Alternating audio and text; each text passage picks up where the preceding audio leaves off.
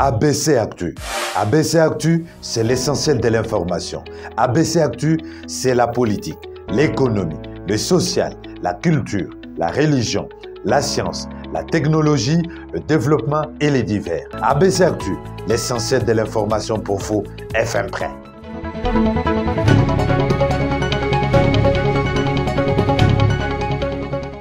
Bienvenue à tous dans cette page informative de la RDC. ABC Actu sur ce direct, c'est après ceci.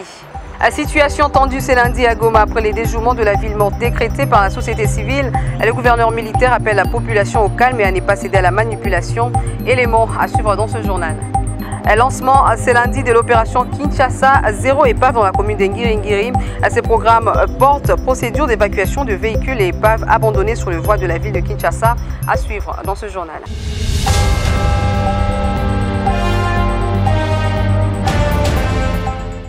Bonsoir à tous. Dans les soucis de mettre tout le monde à bord dans le processus électoral et avoir plus d'inclusivité, la CENI a organisé samedi dernier un cadre de concertation avec le parti Regroupement Politique, question d'évoquer les différents points liés à l'organisation des élections en 2023.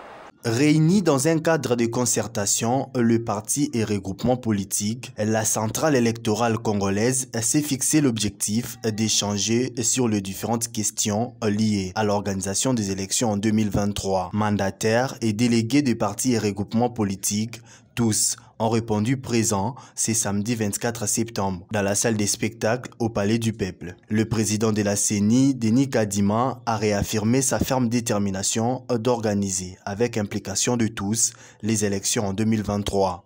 Mesdames et messieurs, j'aimerais clore mon propos en réaffirmant la volonté de mon équipe et moi de ne ménager aucun effort pour organiser les élections générales l'an prochain, en dépit des contraintes que nous avons maintes fois soulignées. Enfin, nous serons toujours disponibles pour ce type de réunion avec vous parce que nous sommes persuadés que les partis politiques et les regroupements politiques sont des partenaires primaires en matière des élections. Donc nous restons ouverts à vous. Outre cette volonté, le numéro 1 de la centrale électorale a fait un exposé démontrant quelques avancements dans le processus électoral. CENI a réceptionné des spécimens de kits d'enrôlement destinés aux tests grandeur nature. 4 sites ont été choisis à cet effet. Le territoire de Luozi et celui de Mbanzangungu, ainsi que les communes de Lingwala et Maluku à Kinshasa. La phase dans la province de Congo central est bouclée maintenant et celle de Kinshasa a démarré hier et prendra fin aujourd'hui. Le test grandeur nature va nous permettre de vérifier la conformité du matériel proposé par le fournisseur en rapport avec les exigences fixées par la CENI dans le dossier d'appel d'offres internationales et de s'assurer de la fonctionnalité du dit matériel. De son côté, le deuxième vice-président de la CENI, Didi Manara, a exhorté les partenaires de la CENI, qui sont le parti et regroupement politique, à la préparation de leur base pour l'enrôlement et les scrutins qui seront organisés dans 15 mois. Chers partenaires, en abordant de tels sujets, vous avez certes constaté que le train des élections poursuit inexorablement son parcours. Il est donc impérieux, à environ 15 mois du scrutin, de savoir lire les signes des temps. Il est donc temps que vous, nos partenaires, vous consacriez sans tarder à la préparation de vos bases et états-majors respectifs, à l'enrôlement des électeurs et un peu plus tard au scrutin. En clôture de cette journée, les regroupements et partis politiques présents dans la salle ont apporté leurs préoccupations à l'équipe dirigeante de la CENI qui en retour a répondu aux différentes questions de ces derniers.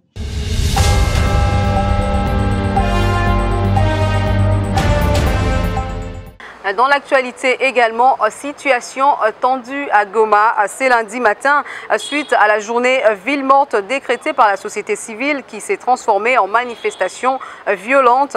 Des coups de feu ont été entendus dans certains quartiers de la ville. Regardez. Les activités socio-économiques ont été paralysées dans la matinée de ce lundi 26 septembre à Goma dans le Nord Kivu, suite à l'appel de la société civile à observer 2 journées villes mortes, notamment lundi et mardi. La situation s'est rapidement transformée en manifestation, créant une vive tension dans plusieurs coins de Goma. Des boutiques, magasins et autres édifices commerciaux sont restés fermés avant de reprendre à ouvrir timidement au fil des heures. Plusieurs écoles ont renvoyé les enfants à la maison et certains parents ont même décidé de garder leurs enfants à la maison. Et notons que ces journées villes mortes ont été décrétées par la société civile et le mouvement citoyen représenté au Nord Kivu pour exiger la levée de l'état de siège, les départs de la MONUSCO ainsi que la libération de Bunagana et d'autres localités occupées depuis plus de 100 jours par le rebelle du M23.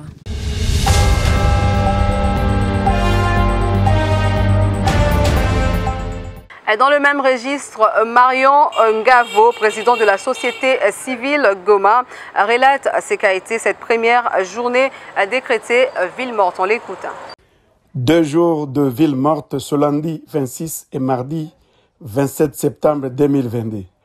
Des écoles, des boutiques, des transports en commun, des marchés n'ont pas été fonctionnels. Des rues presque vides et des fonctionnaires sont restés à la maison ce matin suite à l'appel des mouvements citoyens et de la société civile en vue de retrouver la paix chez nous. Merci donc à toute la population d'avoir dit oui à la reprise de Bunagana, la traque de M23, de ADF, de Beni et tous les autres groupes armés en RDC. D'avoir dit non à l'état de siège et oui au retour des institutions civiles, d'avoir dit oui au retrait de la MONUSCO qui est budgétivore depuis 22 ans dans la RDC. Nous appelons encore la population pour continuer les actions demain mardi 27 septembre à rester à la maison dans la méditation, car la population a tant souffert et demandons au gouvernement de prendre des dispositions utiles et urgente pour ramener la paix, la sécurité dans l'est de la RDC, car ensemble, nous allons vaincre tous les ennemis.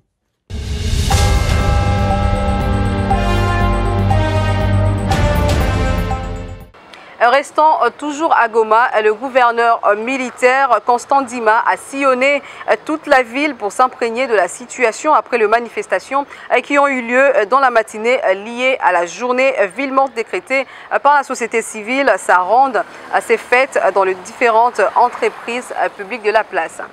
Le gouverneur du Nord Kivu, le lieutenant-général Constant Ndima, a effectué ce lundi 26 septembre une ronde dans la ville de Goma. Il était question de se rendre compte de l'effectivité des agents dans différents services étatiques de la place.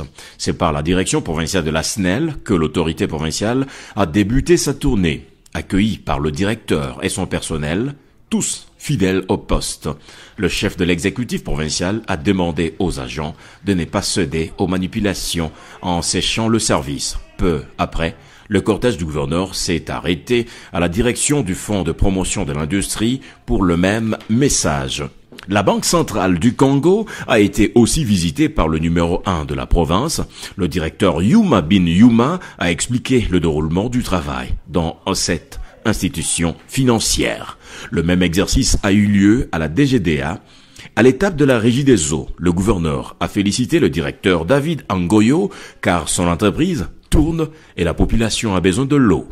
Cette visite d'inspection s'est poursuivie à la DGRAD. La CADECO, pourchutée par la mairie de Goma, Constant Ndima donne ici le sens de sa tournée. C'est un rapport avec le lancement par des groupes de pression et autres de la ville morte de ce jour. Les forces de défense et sécurité se sont mis au travail pour déjouer cette manifestation. La manifestation qui ne nous apporte que le deuil et la destruction des infrastructures. C'est dont nous ne pouvons pas accepter. Et quand nous regardons en profondeur dans ces structures de groupes de pression, Ils n'ont même pas une personnalité juridique. Le gouverneur appelle toute la population au calme et à vaquer librement à ses occupations et aussi se méfier des appels des manipulateurs.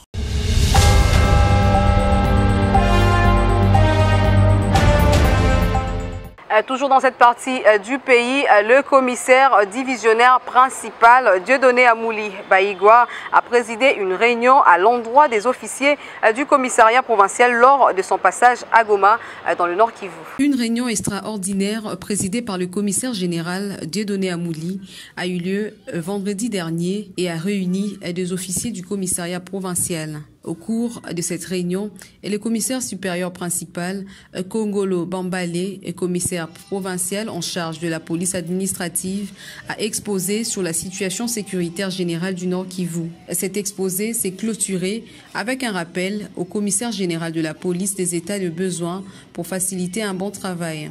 De son côté, Dieudonné Amouli a promis tenir compte des doléances contenues dans l'exposé du jour. Le numéro 1 de la police a aussi félicité la section du Nord Kivu pour le travail abattu pendant cette période où le pays est agressé. On est là avec le Premier ministre. Nous sommes dans sa suite dans le cadre de l'évaluation de l'état du siège. On a commencé à Nitouri. Depuis hier, on est à Goma. Et là, je devrais rencontrer les officiers. Je vais parler avec eux de comment la police doit vivre. D'abord, je les ai félicités du travail qui sont en train d'abattre ici à Goma. Pour finir, le commissaire général a appelé la population à la bonne collaboration avec sa propre police. J'ai toujours demandé la même chose, c'est-à-dire la population doit être aux côtés de sa police. La population doit travailler en étroite collaboration avec la police. La population doit tout le temps donner des informations s'il y a des suspects. Il y a des criminels qui sont dans les quartiers, qui sont dans les villages et qui sont connus pour que la police puisse avoir la facilité de les appréhender. Donc là, la police doit avoir confiance à sa police. C'est l'unique police qu'elle a. Une visite qui s'inscrit dans la mission suivi évaluation de l'état de siège et que le chef du gouvernement a entamé en Ituri et au Nord Kivu.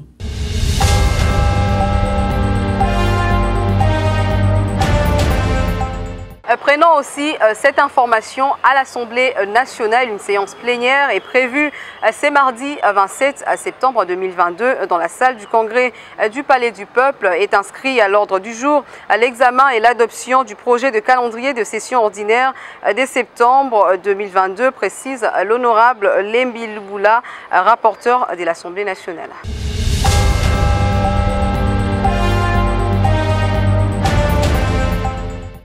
L'opération Zéro Épave le long des artères de la ville-province de Kinshasa se poursuit.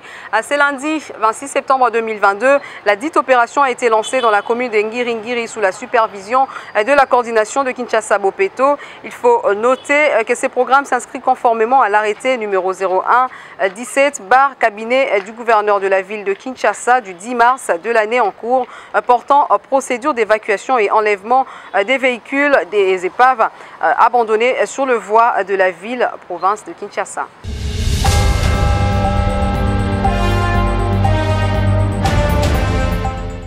Parlons d'autre chose à présent, construction du port en eau profonde de Banana. Bientôt, la première phase des travaux sera lancée. C'est ce qui ressort de l'évaluation faite par le Bureau des coordinations, suivi et de contrôle de ces projets avec les différentes parties prenantes.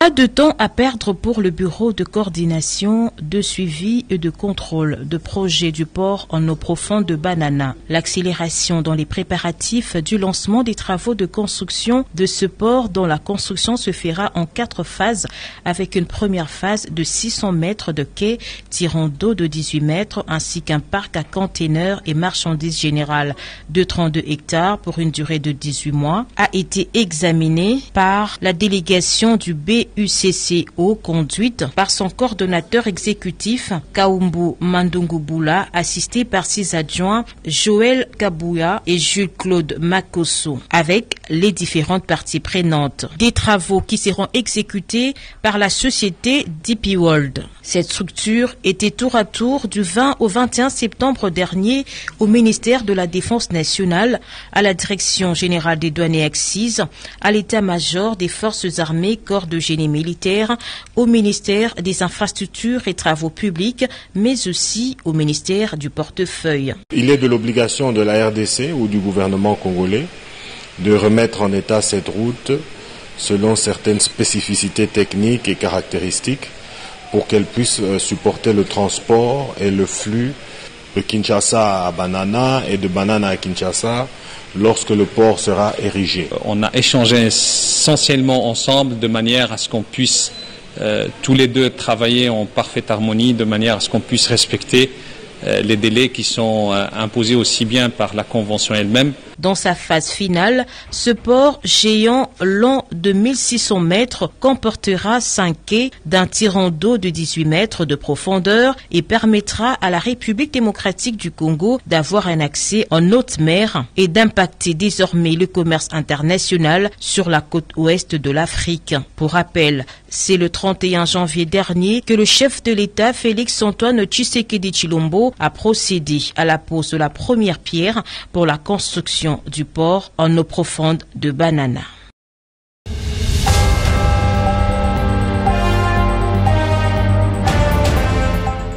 À l'UDPS, la remise de registres d'identification de membres du parti dans les cellules a eu lieu ce dimanche 25 septembre 2022 à l'esplanade de la permanence, une cérémonie qui a été présidée par le secrétaire général Augustin Kabouya. Désormais, plus question de voir un membre de l'Union pour la démocratie et les progrès sociaux UDPS non répertorié. Pour ce faire, Augustin Kabouya a procédé à la remise des registres d'identification des membres aux différents présidents cellulaires du parti au pouvoir le dimanche 25 septembre 2022. Devant la base, le secrétaire général a prêché la cohésion et l'amour en vue d'élire le président Félix Tshisekedi en 2023 et lui doter d'une majorité parlementaire. Registre Yangwana, Biso ba incompétent, Toye Koboma parti, c'est ça tuer le parti. Comme ça va tout que Bozonga na ba cellule na bino, ba identifier bino, au Kabouya Zoboma parti. Après cette étape, la carte ya ba membre ezakolanda. Bato ba kende ko déposer ba registre. Nous avons les officiels du parti. Profitant de cette occasion, Augustin Kabouya a clarifié sur les mauvaises langues qui se sentent mal à l'aise par le simple fait de voir Jean-Pierre Bemba et lui dans les manifestations officielles de l'air respecté. Pour apporter cette précision, Nabatu va comprendre kate. Ce qui va monibiso, Gaïna président MLC, Bokolo Baketoza va officialité, mais nous sommes membres de la coordination de l'Union sacrée. À ce titre-là, ceux qui vont monibiso te vendent dans 3 animateurs, entre autres, président du Sénat, na président Assemblée nationale, na premier ministre. Toye ko étouffer fonctionnement de l'institution T. Toye na cadre ya Union sacrée. La preuve en est que tant que ça qui na hôtel du fleuve, comme on a qui totel va qui biso 5 liboso. Un peu du respect. Sachez que cette remise des registres d'identification va se poursuivre dans les prochains jours dans les provinces et chaque cellule sera dotée de chaises pour la tenue des réunions hebdomadaires.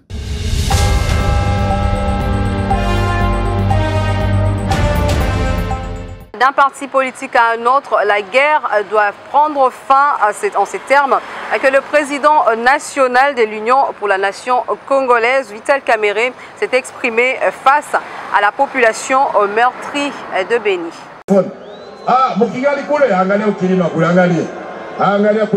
Dimanche 25 septembre 2022, dans la soirée, Vital Kamerhe, qui poursuit sa tournée à Mani, est arrivé à Béni, au nord Kivu. Face à la population, il est revenu sur l'importance de l'unification du pays. Il a estimé que la guerre de l'Est a assez duré et qu'elle doit prendre fin. Pour y arriver, il faut faire un diagnostic afin de connaître le vrai problème de la RDC, a-t-il ajouté dans ses meetings au rond-point du 30 juin où de milliers de personnes sont venues de tout le coin de la ville. Rappelons que le patron de l'UNC a fait le tour dans plusieurs coins de province de l'Est depuis le 12 septembre dernier et ceci s'inscrit dans le cadre de la redynamisation du parti.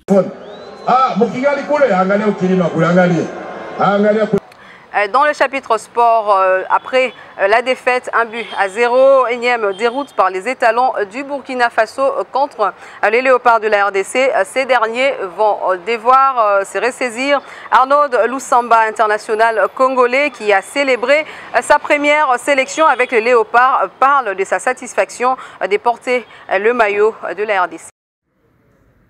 Arnaud Lusamba, 25 ans. Je joue actuellement à Alanya Sport en Turquie et j'honore ma première sélection avec les Léopards. C'est un honneur, une joie, c'est beaucoup d'émotions parce que c'est différent d'être en club parce que là on porte le maillot et on représente tout un pays, toute une nation. Donc forcément il y a plus de pression mais c'est vraiment un honneur et je suis très content d'être ici. Bien sûr c'est un rêve, je pense que pour tous les Congolais, c'est un rêve de porter ce maillot, donc moi j'ai la chance de pouvoir le porter, donc bien sûr que c'est un rêve. De voir un joueur qui donne toujours tout, qui va tout donner pour le pays, pour l'équipe, toujours à fond et toujours motivé et fier de porter ce maillot. Parce que c'est mon pays, c'est le pays de mes parents. Et je ne me voyais pas porter le maillot d'une autre nation, tout simplement. Il s'y est donc de noter que pour cause des blessures, Niskans Kebano et Shadrach Akolo ne participeront pas au match de ce mardi face au Sierra Leone. Les deux joueurs ont dû rejoindre ce lundi leurs clubs respectifs pour poursuivre le soin.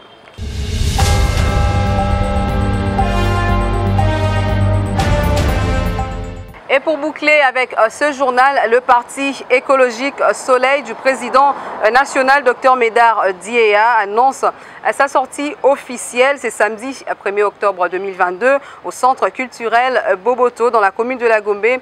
Ensemble, protégeons notre planète. Regardez. Sortie officielle du parti écologique Soleil. Le parti écologique Soleil s'inspire des 6 valeurs exprimées dans la charte des Verts mondiaux. La sagesse écologique, la non-violence, la justice sociale, le développement durable, la démocratie participative et le respect de la diversité. C'est dimanche 10 octobre 2022 au 19 dans la commune de La Gombe. À 8h, sortie officielle du parti écologique Soleil.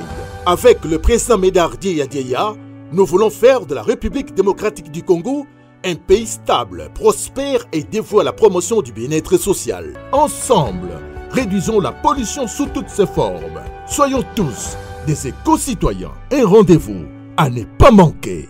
Ensemble, protégeons notre planète. Ainsi s'achève ce journal, place au rappel de titre. La situation tendue ce lundi à Goma après les déjouements de la ville morte décrétés par leur société civile. Les gouverneurs militaires appellent la population au calme et à ne pas céder à la manipulation. Vous l'avez suivi au cours de ce journal. Lancement ce lundi de l'opération Kinshasa Zéro Épave dans la commune de Ngiringiri. Ces programmes portent procédure d'évacuation de véhicules et épaves abandonnés sur le voie de la ville, province de Kinshasa. Ce journal est complètement terminé. ABC Actu, c'est l'essentiel de l'actualité.